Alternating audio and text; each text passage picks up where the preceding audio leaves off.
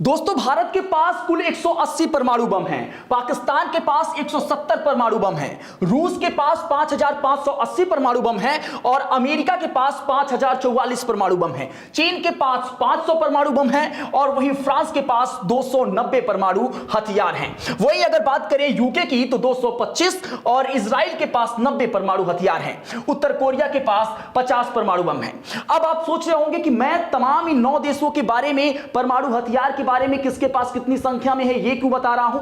दरअसल दोस्तों, पहलगाम आतंकी हमले के बाद भारत और पाकिस्तान के बीच युद्ध की संभावना और आशंका बहुत अधिक बढ़ चुकी है और इसीलिए अगर भारत और पाकिस्तान के बीच युद्ध होता है तो तीसरा विश्व युद्ध भी हो सकता है और वो विश्व युद्ध जो है वो दो बड़े देश, दो बड़े परमाणु बम रखने वाला और परमाणु सक्षम हथियार रखने वाला देश रूस और अमेरिका के बीच हो सकता है।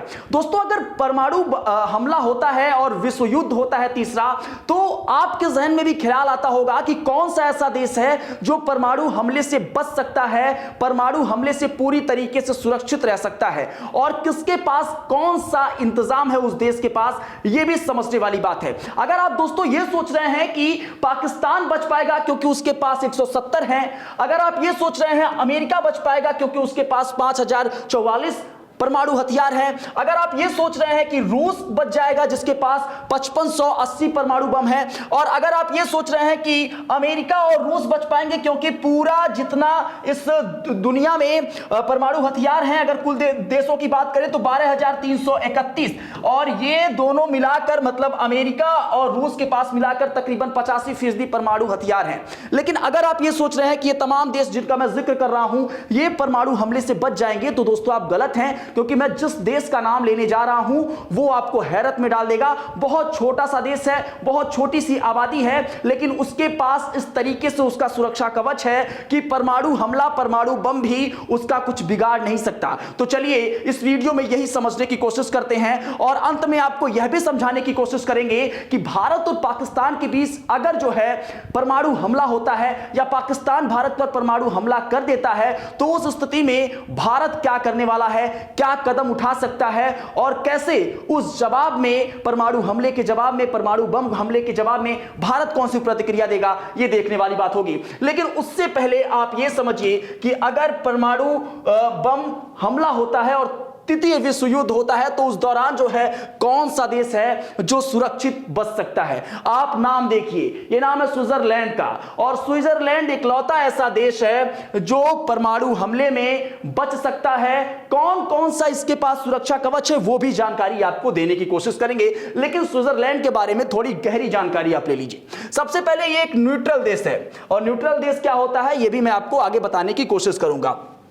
ये तो ना ही यूरोपियन यूनियन का मेंबर है और ना ही नाटो का मेंबर है और 2002 तक तो यहां तक कि ये यूएन भी ज्वाइन नहीं किया था, जो यूएन जो है 2002 में ये ज्वाइन किया है और उसके बाद से जो है ये किसी संगठन से जुड़ा हुआ है। और अब देखिए कि 200 से ज्यादा सालों से ये कोई भी लड़ाई नहीं लड़ा है। मतलब ये इतना शांति प्रिय देश है कि जहां पर इस समय तमाम देशों के बीच होड़ मची है, कोई बाउंड्री के लिए जो है हमला कर रहा है दूसरे देश पर, तमाम चीजें, झगड़ा लड़ाई और सारी चीजें हो रही हैं। कभी जो है राजनीतिकरण की जा रही है देशों को लेकर, कभी धार्मिक उत्पीड़न जो है किया जा रहा है देशों में। तो ये तमाम चीजें जो है इस समय अलग अलग देशों में, अलग अलग कह सकते हैं कंट्री में इस तरीके की चीजें चल रही हैं। लेकिन 200 सालों से जो है स्विट्जरलैंड किसी भी लड़ाई को नहीं अंजाम दिया है और बड़ी शांति प्रिय तरीके से ये रहना चाहता है। ऐसा भी नहीं है कि ये कमजोर देश है, क्योंकि 37वां ये ताकतवर देश है, तो 37वें नंबर पर ताकतवर देशों की श्रेणी में ये आता है। वहीं अगर बात करें तो पूरा इंफ्रास्ट्रक्चर अगर देखेंगे स्विट्जरलैंड का, तो ये स्विट्जरलैंड है और इसके किनारे किनारे आपको पहाड़ नजर आते होंगे। तो चारों तरफ से जो स्विट्जरलैंड है वो पहाड़ों से घिरा हुआ है और इस वजह से एक तरीके से कह सकते हैं बाहरी परत जो है वो पहाड़ों के रूप में लगा हुआ है, जो एक सुरक्षा कवच का काम करता है स्विट्जरलैंड के। और इसके जो दो प्रमुख पहाड़ हैं वो आल्प्स और जूरा पहाड़ियों से ये पूरी तरीके से घिरा हुआ है। और सबसे बड़ी बात इस देश की खासियत यह है कि ये हर एक पुरुष को, मतलब जो भी स्विट्जरलैंड में देशवासी रहते हैं, वो हर एक पुरुष को 175 दिन की ट्रेनिंग लेना अनिवार्य है। उसको ट्रेनिंग दिलाई जाती है बाकायदा, और बेसिक चीजें जो है वो सिखाई जाती हैं। जब वो 175 दिन की ट्रेनिंग ले लेते हैं, उसके बाद उनको एक गन भी प्रोवाइड कराई जाती है। वो अपने घर में एक गन भी रख सकते हैं, उनको वर्दी भी प्रोवाइड कराई जाती है। इसके साथ ही आपको यह भी बता दें कि अगर कभी युद्ध की स्थिति आती है, अगर कभी ऐसा स्थिति हो जाता है कि स्विट्जरलैंड युद्ध करने की स्थिति में है, तो सबसे बड़ी बात है कि जो 175 दिन की वो ट्रेनिंग देता है अपने सभी पुरुष नागरिकों को, तो उस दौरान जो है अगर अगर युद्ध की स्थिति आती है तो 1-2 घंटे के अंदर जो है ये 2 लाख नए सैनिक जो है वो प्रोड्यूस कर सकता है। और इस लिहाज से अगर देखा जाए तो क्योंकि 2 लाख जवानों को जो है ये रिजर्व रखता है, और इस वजह से ये अन्य कोई देश इस तरीके से काम नहीं करते हैं। 175 दिन की ट्रेनिंग जो बेसिक चीजें हैं वो सिखा देता है। अब आपको बताते हैं कि अगर परमाणु हमला होता है तो कैसे स्विट्जरलैंड जो है वो अपने रक्षा कर सकता है, सुरक्षा कवच कौन कौन सी चीजें हैं। पहली चीजें तो मैं आपको बता दिया कि किस तरीके से वो पहाड़ों से घिरा हुआ है, और इस वजह से जो है परमाणु हमले का थोड़ा सा प्रभाव वहां पे कम दिखेगा। लेकिन और भी चीजें जो हैं वो भी मैं आपको बताने की कोशिश करता हूं। सबसे पहले देखिए, रिमोट कंट्रोल सड़कें। ये जो तमाम सड़कें आप देख रहे हैं स्विट्जरलैंड की, ये पहाड़ों के किनारे किनारे जो सड़कें हैं, इसका जो बॉर्डर है, जब सड़कों के बॉर्डर पे रिमोट कंट्रोल सड़कें हैं। कभी आपने सुना है कि रिमोट कंट्रोल सड़कों के बारे में? स्विट्जरलैंड में है। कैसे हैं मैं आपको बताता हूं। सड़कों के बॉर्डर पर डायनामाइट बिछी होती है, मतलब इस सड़कों के बॉर्डर पर डायनामाइट बिछी होती है, और अगर जरूरत पड़ती है, मान लीजिए कोई दुश्मन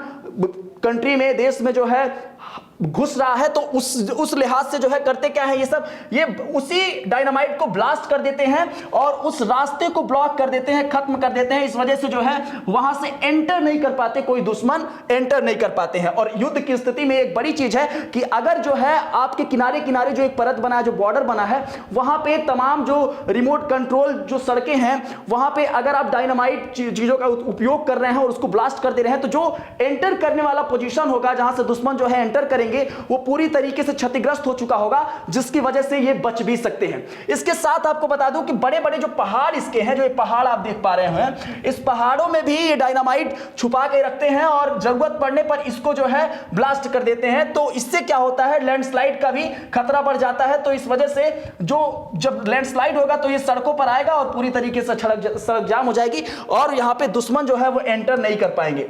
अब इसके साथ आपको बताते हैं कि स्विट्जरलैंड का बंकर और शेल्टर, ये 2 चीजें जो है वो बहुत प्रमुख हैं। ध्यान से इस चीज को समझिएगा कि परमाणु हमला होने पर बंकर कैसे उपयोग में आएगा और शेल्टर कैसे उपयोग में आएगा। सबसे पहले बता दूं कि इस देश में कुल 30,000 बंकर हैं। 30,000 बंकर। ये जो चीजें आप देख रहे हैं ना, ये चट्टान नहीं है, ये झोपड़ी नहीं है, ये चट्टान नहीं है, ये बंकर बनाया गया है। और ये चीजें जो है, ये तोप और मशीन गन, एक आधुनिक हथियार जो है वो यहां पर लगाया जाता है।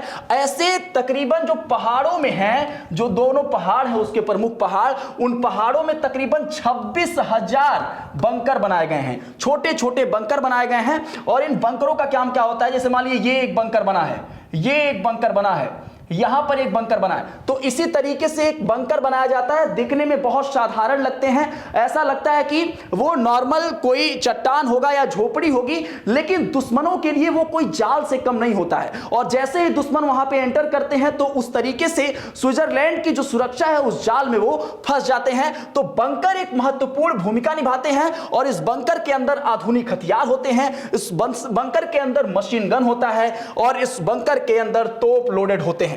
इसके साथ आपको बता दूं कि चट्टान की तरह ये दिखते हैं, जैसा कि मैंने आपको बताया, और उसके साथ ही झोपड़ी की तरह ये बंकर एकदम नजर आते हैं। ऐसा लगता है कि वहां पे कोई रह रहा है। दुश्मनों के लिए ये जो बंकर है वो जाल की तरह है। और इसके साथ ही सबसे बड़ी चीज जो इस देश को परमाणु हमले से बचाती है वो चीज है शेल्टर।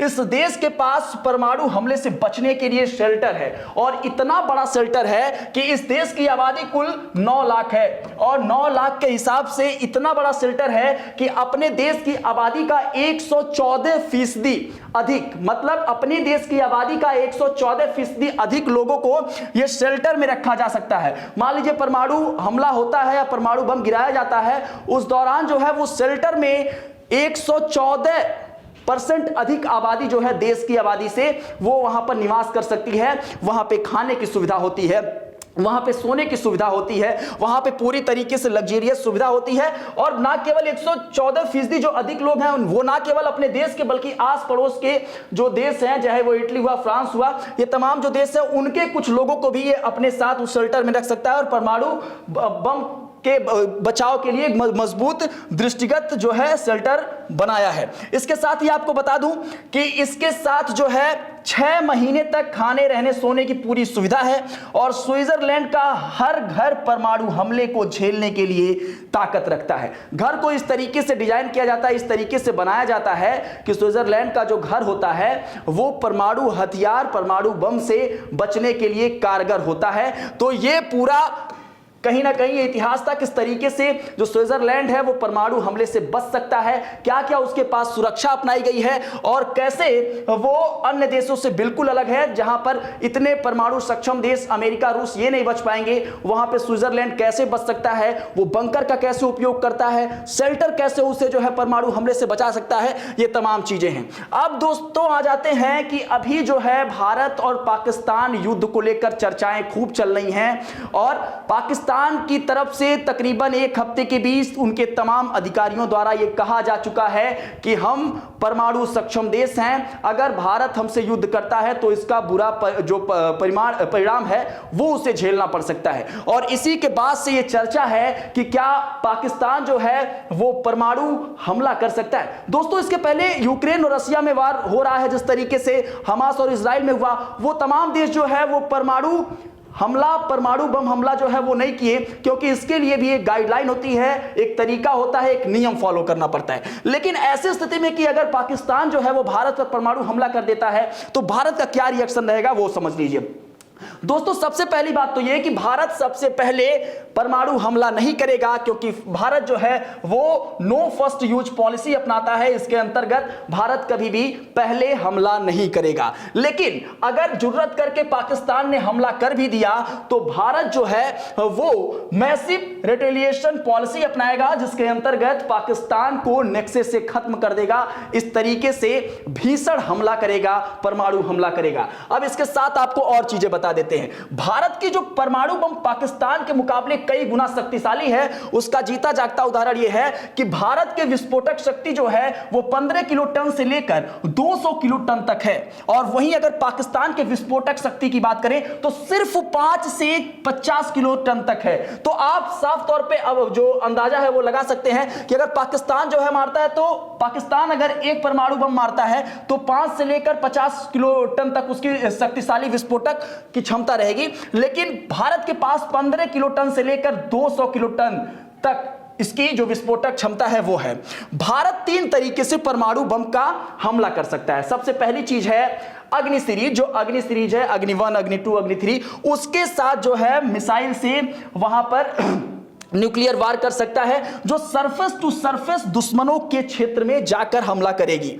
और वहीं दूसरा जो है वो फाइटर जेट, चाहे वो राफेल हो चाहे मिराज 2000 हो, न्यूक्लियर मिसाइल जो है ये वहां पर हमला कर सकती हैं एयर ड्रॉप करके। मतलब ये कह सकते हैं कि ऊपर से हवाई हमला जो है ये करेंगी। वहीं अगर तीसरी बात करें, जो सबसे सरप्राइजिंग एलिमेंट है वो न्यूक्लियर सबमरीन है। न्यूक्लियर सबमरीन की अगर आप बात करेंगे तो ये सबसे सरप्राइजिंग हो सकता है, तो क्योंकि ये कहीं भी किसी भी तरीके से न्यूक्लियर बम ये गिरा सकता है और इसको ट्रैक करना बहुत कठिन होता है। इस वजह से न्यूक्लियर सबमरीन का भी इस्तेमाल भारत कर सकता है अगर पाकिस्तान जो है वो हमला करता है तो। वैसे जो सबमरीन, न्यूक्लियर सबमरीन है वो केवल 6 देशों के पास है। वो अमेरिका के पास है, जर्मनी के पास है, फ्रांस के पास है और भी अन्य देशों के कुल 6 देशों के पास है, जो भारत भी उसमें से एक है। तो अभी जो स्थिति बन रही है वो ये है कि भारत पाकिस्तान के बीच युद्ध की स्थिति उत्पन्न हो सकती है, आशंकाएं हैं। लेकिन अभी मैंने आपको बताया कि तीसरा विश्व युद्ध अगर होता है तो कौन सा देश है जो परमाणु हमले से बच सकता है, वो स्विट्जरलैंड है। तो अगर इसके बाद आपसे कोई कभी पूछे कि वो कौन सा देश होगा जो परमाणु हमले से बच जाएगा, तो आप अमेरिका, रूस, जर्मनी, इन सबका नाम लिए बिना आप स्विट्जरलैंड का नाम ले सकते हैं। वैसे ये जानकारी आपको कैसी लगी, अपनी प्रतिक्रिया दीजिएगा। बने रहें मीडिया लैंड नेटवर्क के साथ।